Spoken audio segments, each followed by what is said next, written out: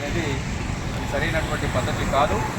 వాహనాలు కొనేటటువంటి కొనుగోలుదారుల పట్ల మహేంద్ర కంపెనీ యాజమాన్యము, ఇక్కడ ఉన్నటువంటి సిబ్బంది వ్యవహరించినటువంటి తీరు మేము ఖచ్చితంగా దాన్ని ఖండిస్తున్నాం.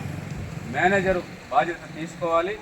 ఎందుకంటే యాజమాన్యం ఎక్కడో ఉన్నా ఇక్కడ బ్రాంచ్ నడిపేటటువంటి మేనేజర్కు సంబంధించినటువంటిది మొత్తం ఆయనకు అప్డేట్ ఎప్పటికప్పుడు సమస్యలన్నీ కూడా తెలుస్తూ ఉంటాయి. కాబట్టి ఆయన స్పందించి దీని మీద చర్య తీసుకోవాల్సినటువంటి అవసరం ఉంది. వాళ్ళు సరైనటువంటి పద్ధతుల్లో స్పందించకపోవడం వల్ల ఈరోజు వీసన్న చేయి విరిగి అవిటివాడుగా తయారు కావడానికి వాళ్ళు కారణము అనేటటువంటి ఇవ్వాల్సినటువంటి అవసరం ఉంది.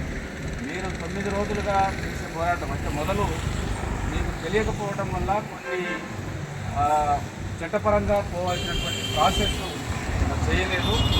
దాన్ని ఇప్పటికైనా కూడా చట్టపరంగా చేయాల్సిన వాళ్ళు కూడా చేయాలి. మేము చెప్పేది ఏంటంటే పట్టించుకోవాల్సినటువంటి బాధ్యత అధికారులకు లేదా పట్టించుకోవాలి కదా, కలెక్టర్ మాట్లాడాలి కదా కనీసం. కాబట్టి ఇట్లాంటి పద్ధతి సరైనటువంటిది కాదు.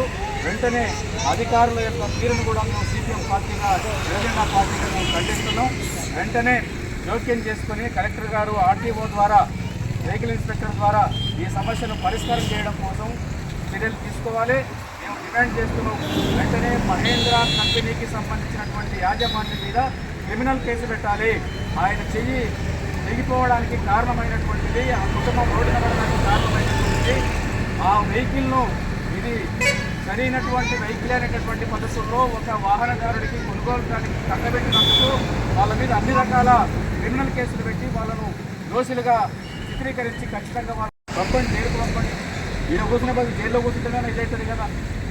అన్ని ప్రజా సంఘాలు పార్టీలు వంటి మద్దతు నిలబడతాయి కదా.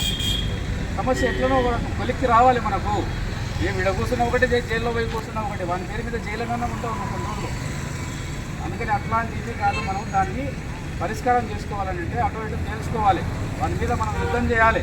న్యాయం చేయకుండా వారి మన చేయబోవడానికి కారణం ఏం జరుగుతుంటే మరి కలెక్టర్ కనీసం పత్రికల్లో వస్తుంది, మీడియాలో వస్తుంది, వాళ్ళు ఏదో కనుక్కోండి అని చెప్పని ఆర్టీఓ కన్నా సమాచారం ఇవ్వాలి కదా. అతను కలెక్టరు లేదు నా దగ్గర కన్నా పిలవండి అని చెప్పి చెప్పాలి కదా.